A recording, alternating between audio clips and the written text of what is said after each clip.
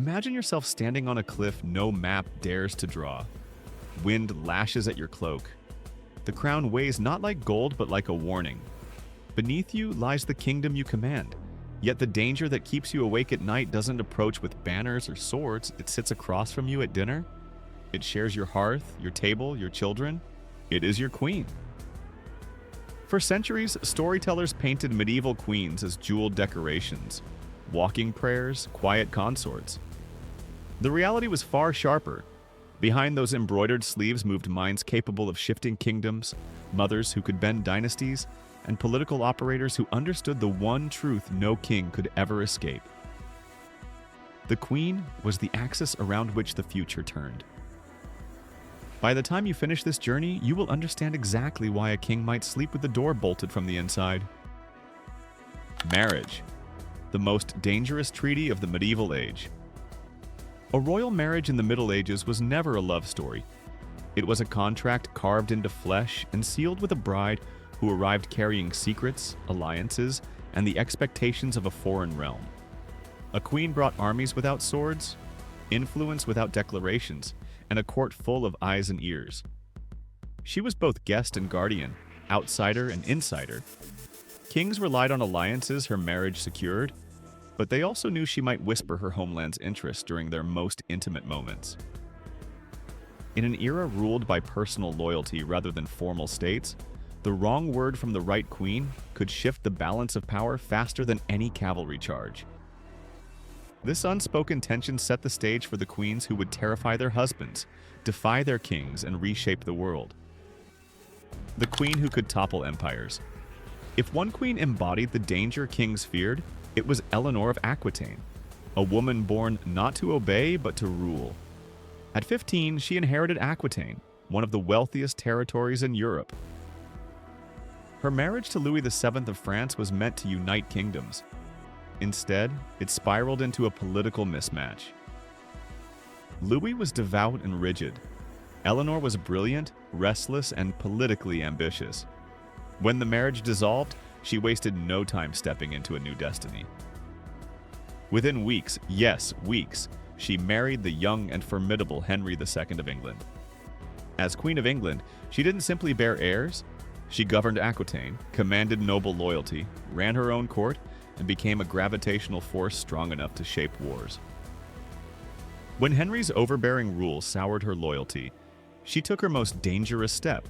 She sided with her sons. In 1173, she helped ignite a rebellion involving princes, armies, and foreign kings. Henry could not execute her. Her lands, reputation, and supporters made that impossible. So he locked her away for 15 years, but even stone walls couldn't suffocate Eleanor's influence. Her name alone threatened Henry's authority. A king's worst fear isn't a sword, it's a queen with her own kingdom. Queens as makers of kings. Medieval power wasn't only about ruling, it was about shaping the future, and queens controlled the cradle of succession. A medieval heirs world was crafted by the queen. Tutors she chose, values she approved, alliances she shaped, preferences she cultivated.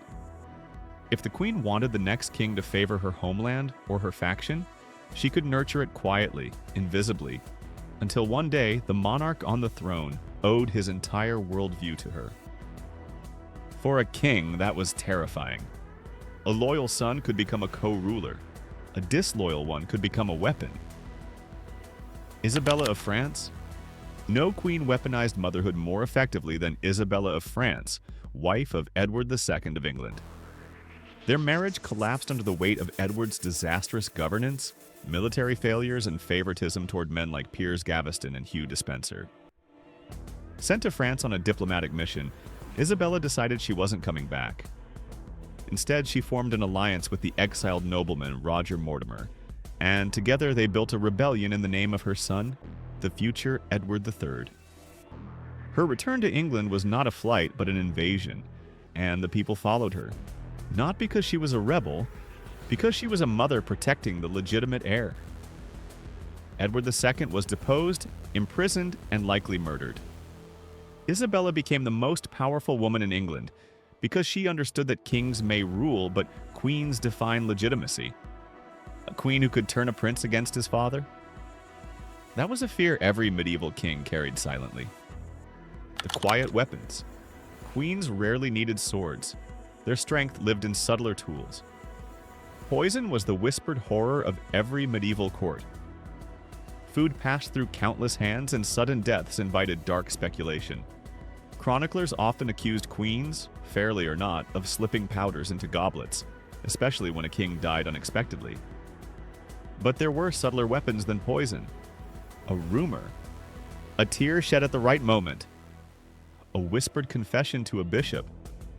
A suggestion to a foreign envoy. One queen who mastered the chessboard of intrigue was Brunhilde of Austrasia, a Visigothic princess whose decades-long struggle against her rivals became the stuff of legend. Accused of witchcraft, adultery, and murder, mostly by enemies terrified of her political power, she fought rebellions, governed as regent, and shaped Frankish politics for nearly 40 years. Her enemies despised her not because she was monstrous, but because she refused to be powerless. Her brutal execution, dragged to death behind a horse, revealed one truth. Men feared what they could not control.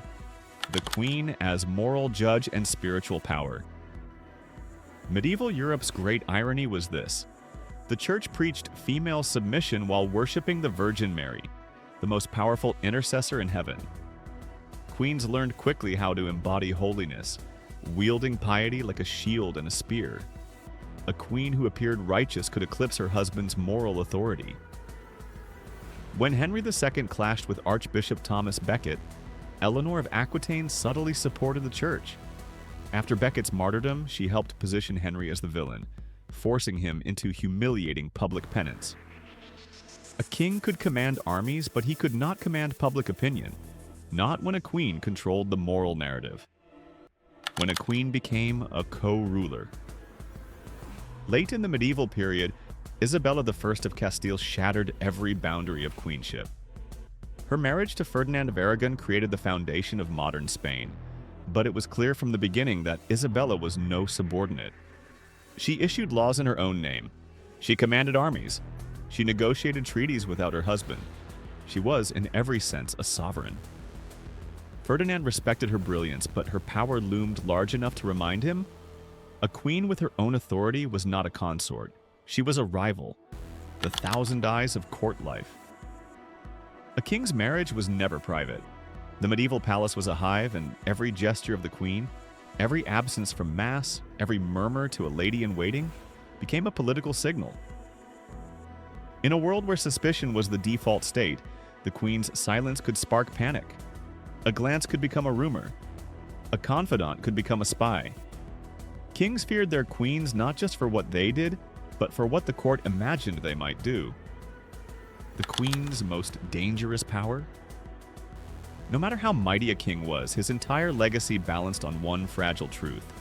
His queen's womb was the gatekeeper of the future.